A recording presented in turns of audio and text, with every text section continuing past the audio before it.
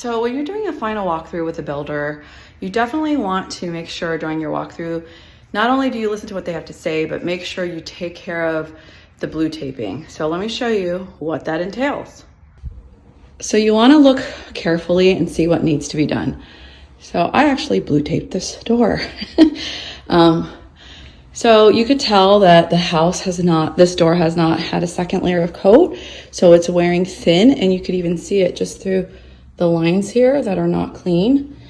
You know, obviously there's just like random smudges. Just sometimes you get random paint or things are scratched, discolored, but you can see how it's not even here.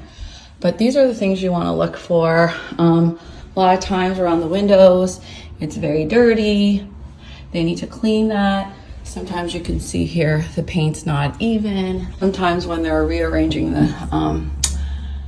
the shelf liners, they do it wrong and then they have to readjust and there's holes. So things like that. You just want to look for some clean lines, clean edges.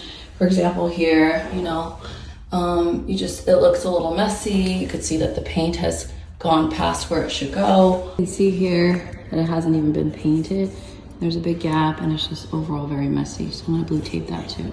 This is another place where I saw a lot of big gaps underneath the flooring, or where the wall met the bathroom floor gaps. These either need to be redone or recaulked better so that the spacing is not there. This is another thing that happens a lot, just dripping paint from contractors who don't go back. Here's a nail pop, that go back and redo their work. So pay attention to that. So I'll show you something else right next to the door frame. You could see that there's really bad drywall work here from the builder, contractor. So they need to go back and fix all of this as well. So I'll put some blue tape. Drywall imperfections. That's it, just drywall imperfections. They just need to sand it down and repaint it. This is an example of just paint that's just not been done with blue taping or anything. It's just hand-free done. And you can see it's just not a straight line. And then just some messy things that need to be cleaned up, but again, not smooth lines. You know, we're not looking for perfection 100%, but overall a clean look. Again, just some plaster that needs to be taken out. So here's a backsplash, and overall you want to just make sure that the grouting is nice and clean.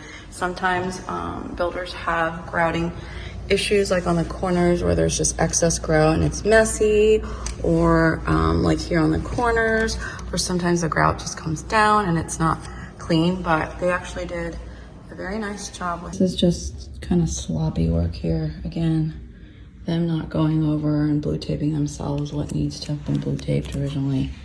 So those are the things I definitely look for and blue tape for you on your behalf. So I noticed that it might be hard to see, but this door, it's not even been sanded down and it's really rough. So not only does it need to be sanded, it needs to be repainted. Over here, you'll see that there was a nail pop. Someone had put some yellow paint, I think, as a reminder. They might have forgotten.